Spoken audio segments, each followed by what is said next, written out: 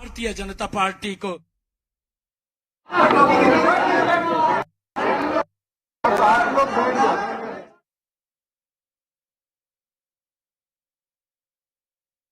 उसको समझा है और उसके लिए उनको लगा कि तीसरी बार फिर आदरणीय मोदी जी प्रधानमंत्री होने चाहिए। देश को फर्दर प्रगति की राह पर जो लेके जा रहे हैं उसको ले जाने के लिए आज भारत विश्व स्तर पर 11वें पायदान से आज 5वें पायदान पर आर्थिक स्थिति में विश्व के स्तर पर पहुंचा है। और मोदी जी का संकल्प है कि अगले 5 वर्षों में आर्थिक स्थिति में भारत तीसरे पायदान पर पहुंचेगा विश्व स्तर पर। तो ये सिर्फ कहने की बात नहीं है, ये पिछले 10 सालों में करके दिखाया है, इसलिए देश की जनता को विश्वास भी पैदा हुआ है। बिल्कुल, लेकिन मैं शुरुआत इससे भी करता हूं आपके पास 2 महत्वपूर्ण जिम्मेदारियां हैं। एक तरफ सड़क परिवहन का मंत्रालय है, दूसरी तरफ कॉर्पोरेट अफेयर्स का मंत्रालय है। ये दोनों मंत्रालयों में जो कामकाज हो रहा है, ये श्रेष्ठ भारत के सृजन में किस तरह से योगदान आप दे रहे हैं अपने मंत्रालय के माध्यम से? आप देखिए, पिछले 10 सालों को अगर मैं पिछले 65 सालों से कंपेयर करूं जी, तो देश के अंदर नेशनल हाईवेज आज 1,45,000 किलोमीटर के लगभग हैं, जो 2014 तक केवल 90,000 किलोमीटर थे। तो लगभग 55,000 किलोमीटर आज़ादी के बाद से लेकर के 90,000 और 2014 से आज तक 55,000 किलोमीटर नेशनल हाईवेज का बनना, ये अपने आप में बहुत बड़ा रिमार्केबल बात है।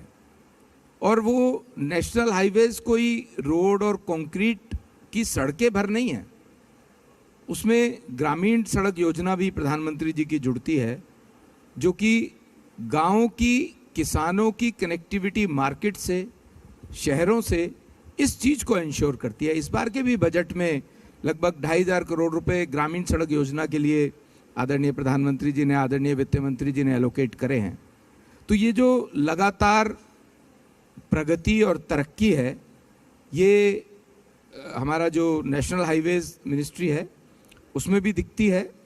और अगर मैं बात करूं कॉरपोरेट अफेयर्स की, तो कॉरपोरेट अफेयर्स जो प्रधानमंत्री जी का कहना है ईज ऑफ डूइंग बिजनेस, तो आज कॉरपोरेट अफेयर्स मिनिस्ट्री के अंतर्गत आज किसी को कंपनी इनकॉर्पोरेट करनी है तो 2 से 3 दिन में इनकॉर्पोरेट होती है। अगर कोई व्यक्ति दिल्ली में बैठा है, उसको दिल्ली, उसकी मुंबई बेस्ड कंपनी है, उसे दिल्ली से उसको इनकॉर्पोरेट, दिल्ली में बैठ के उसको ऑफिस में इनकॉर्पोरेट करना है, तो उसको मुंबई के आरओसी ऑफिस जाने की जरूरत नहीं है। सबसे पहले हमारे मंत्रालय ने 2016 में इसको ऑनलाइन किया और सेंट्रलाइज किया। आज अगर किसी को अपनी कंपनी को स्ट्राइक ऑफ करवाना है, वॉलंटरी स्ट्राइक ऑफ होना है, तो 2023 में इसका प्रोविजन भी किया कि वो भी आज जो पहले 2 साल 3 साल लगा करते थे वॉलंटरी स्ट्राइक ऑफ में, आज वो 60 दिन में 70 दिन में स्ट्राइक ऑफ होता है। उसका सेंट्रल प्रोसेसिंग सिस्टम बनाया गया। और ईज ऑफ डूइंग बिजनेस में आज कंपनी इनकॉर्पोरेट करते हैं, जो 2 से 3 दिन में अप्लाई करने के बाद इनकॉर्पोरेट हो जाती है, कंपनी बन जाती है। उसको अपना pan card, GST, bank account, ये ऐसी 10 डॉक्यूमेंट्स हैं जो उसको सिंगल विंडो पे जिस दिन इनकॉर्पोरेट होती है उस दिन मिलते हैं। तो ये ईज ऑफ डूइंग बिजनेस का वो अपने तीसरे दिन से अपना बिजनेस शुरू कर सकता है। जी, लेकिन 2 चीजें और मैं आपसे जानना चाहता हूं। खासतौर से मैं दिल्ली की राजनीति को लेकर अब आपसे बात करना चाहता हूं। कबीर जी का एक दोहा मुझे याद आ रहा है कि चलती चक्की देखकर दिया कबीरा रोए और 2 पाटन के बीच में साबुत बचाना कोए। रेफरेंस आप समझ गए होंगे, क्योंकि राज्य और केंद्र के बीच का अगर समन्वय ठीक नहीं होगा तो नुकसान तो अल्टीमेट जनता को होगा। और आप ही लोग जब दिल्ली में अभी विधानसभा चुनाव कैंपेन करने के लिए निकलेंगे तो बताएंगे कि दिल्ली की जनता कितनी तकलीफ में है।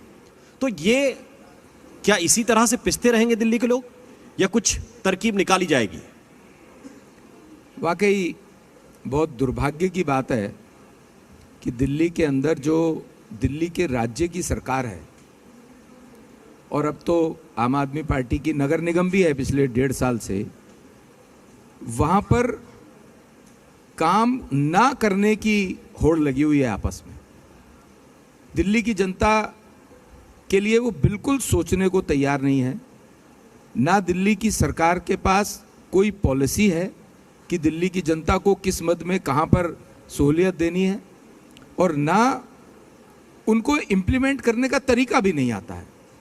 दुर्भाग्य की बात यह है कि चीफ मिनिस्टर इतने बड़े भ्रष्टाचार में जेल में हैं। कोर्ट जो निर्णय करेगा करेगा, वो ठीक है, लेकिन ऐसे बहुत से काम हैं जो स्वयं मुख्यमंत्री के सिग्नेचर से होने हैं, और अनफॉर्चुनेटली जेल के अंदर से कोई फाइल साइन होकर के नहीं आ सकती, जिसके कारण से टोटल पैरालिसिस है दिल्ली सरकार के अंदर। और नगर निगम की भी स्थिति इसलिए ये है कि बिना केजरीवाल साहब से पूछे उनकी मेयर या उनके बाकी जो पार्षद है वो कुछ कर नहीं सकते। आप देखिए 1.5 साल हो गया लगभग, आज दिल्ली की कॉरपोरेशन के पास स्टैंडिंग कमेटी नहीं है। स्टैंडिंग कमेटी निगम को चलाने वाली सबसे बड़ी फाइनेंशियल बॉडी है, और कोई भी बड़ा खर्चा होना है वो खर्चा स्टैंडिंग कमेटी ही विजुअलाइज करके पास करेगी। क्यों नहीं है? क्यों इन्होंने उसके लिए आज तक कुछ नहीं किया? अब कोर्ट ने जब कहा है कि स्टैंडिंग कमेटी बननी चाहिए तो हिलना डुलना शुरू किया है। तो इनकी इंटेंशन नहीं है अनफॉर्चुनेटली दिल्ली के लिए काम करने की, सिर्फ भ्रष्टाचार करने आए थे। भ्रष्टाचार को हटाने का नारा देकर के केवल और केवल भ्रष्टाचार किया है। मैं खाली पॉलिटिकल बात नहीं कर रहा हूं जी, मैं आपको यह भी बताना चाहता हूं, आपके माध्यम से दिल्ली की देश की जनता को बताना चाहता हूं कि जो डीएमसी हमारा जो कॉन्स्टिट्यूशन है उसकी धारा 243 के अंतर्गत राज्य की सरकार को अपने अंतर्गत आने वाली जो नगर निगम हैं उनको आर्थिक तौर से पोषित करना होता है। और कैसे करना है? जो उस राज्य की जनता का टैक्स का पैसा है उसका 12.5% देना है, 12.5% देना है, जो शायद वो आज भी, जब हमारी निगम की सरकार थी, मैं मेयर था, हम लोगों को अनफॉर्चुनेटली इस बात के लिए धरने पर बैठना पड़ा था। उस समय भी केजरीवाल साहब की सरकार ने वो पैसा नहीं दिया था। 13,000 करोड़ रुपए पेंडिंग था उस समय, 2017 तक की बात कर रहा हूं। और अनफॉर्चुनेटली अब दोनों सरकारें उनकी हैं। आज भी दिल्ली की सरकार नगर निगम को चलने के लिए पैसा नहीं दे रही है। इसी कारण से दिल्ली कचरा हो रही है। लेकिन दिल्ली के अंदर बारिश में तो पानी यह है भरा कि है। आपके अधिकारी जो है वो उनकी बात नहीं सुनते। अधिकारी जो है वो केंद्र सरकार के अंडर हैं।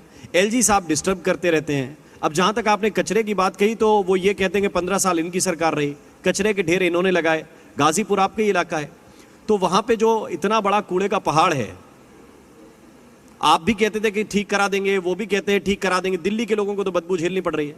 केजरीवाल साहब ने नगर निगम बनने से पहले चुनावी वायदा भी किया और बनने के बाद भी कहा कि हम 1 साल में कचरे का पहाड़ हटा देंगे। 1 साल खत्म होने के बाद जब हमने पूछा है उनसे, तो वो अब बोलते हैं अगला 2 साल और चाहिए।